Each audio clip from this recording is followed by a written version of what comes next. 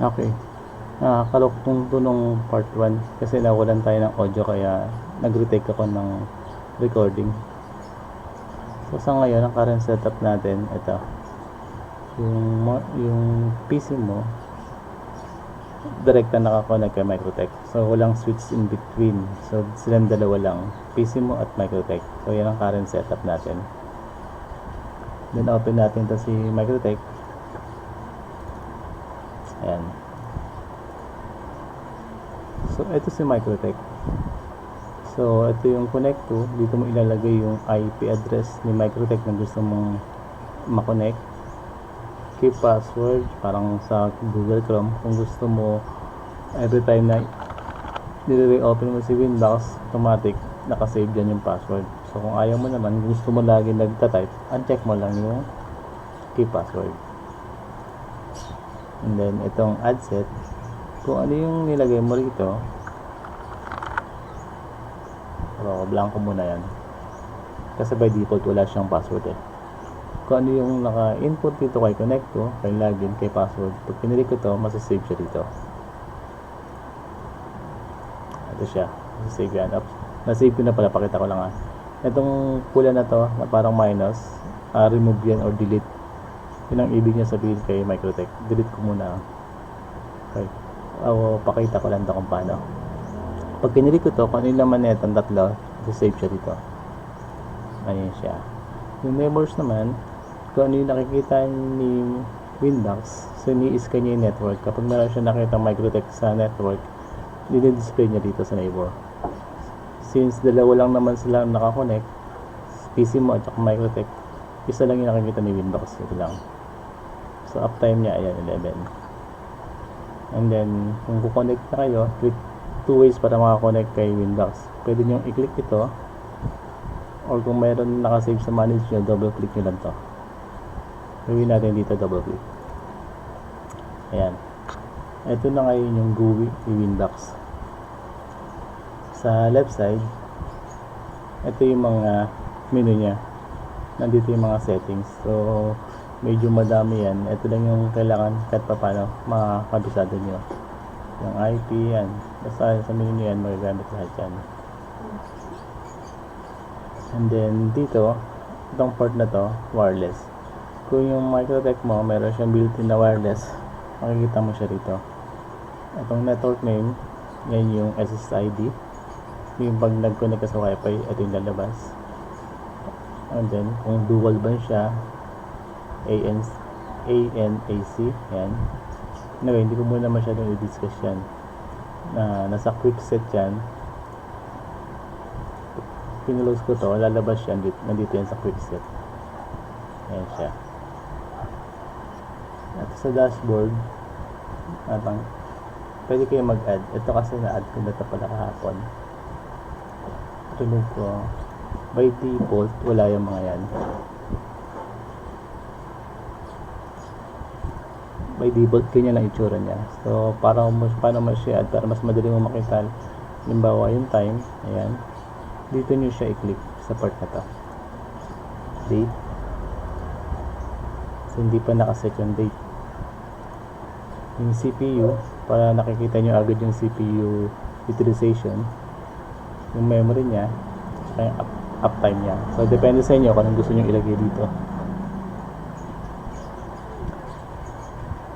So, initial setup, by default, o kahit na anong AP, kahit anong router, kapag napasok nyo na, ang unang-una nyo dapat gawin, change password nyo. Ito.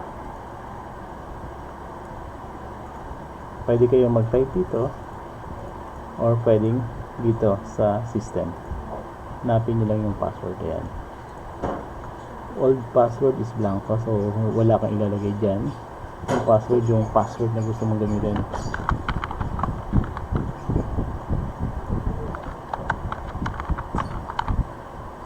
Click mo lang yung change. Ayan.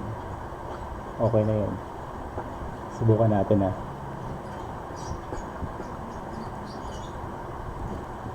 kanina blanco, diba? Na-connect natin.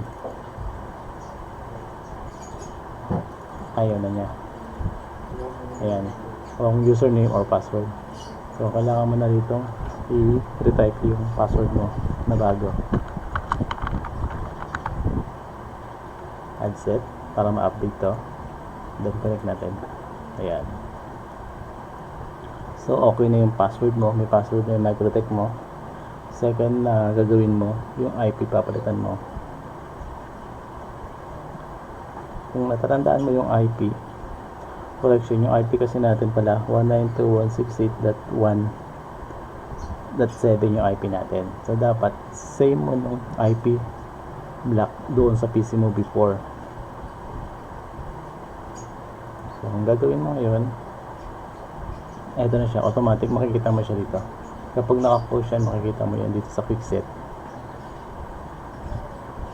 Palitan mo lang ito. So kailangan lang tandaan mo siya. So yung IP mo, kung meron kang DHCP, pwede mo i-check kung wala.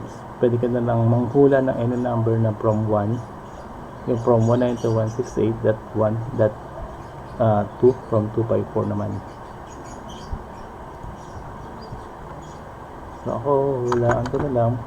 Ang network ng PC ko o nung modem ko is nasa 1.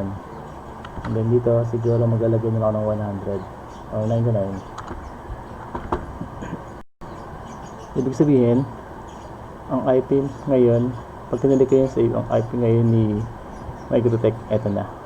Hindi na 88.1, 1.99 na. Wala na kayong ibang babaguhin dyan maliban dito.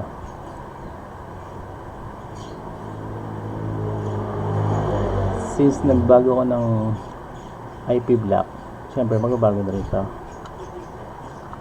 Kaya mo lang din yan 1 up to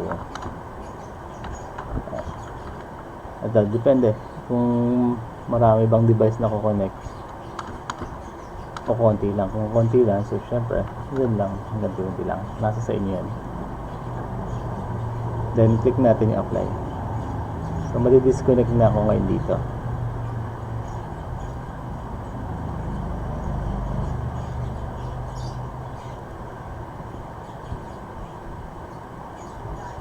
So paano mo malalaman kung disconnected ka na? Balik ka uli kay CMD. I-ping mo uli siya.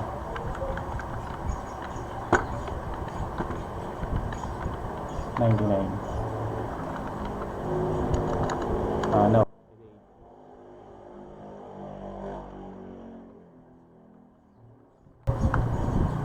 Wala na.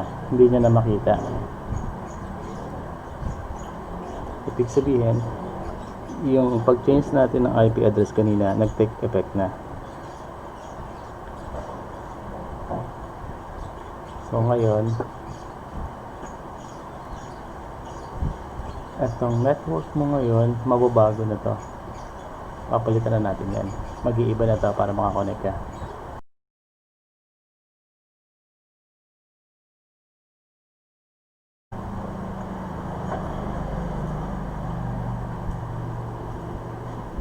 Ito na yung magiging bago mong setup.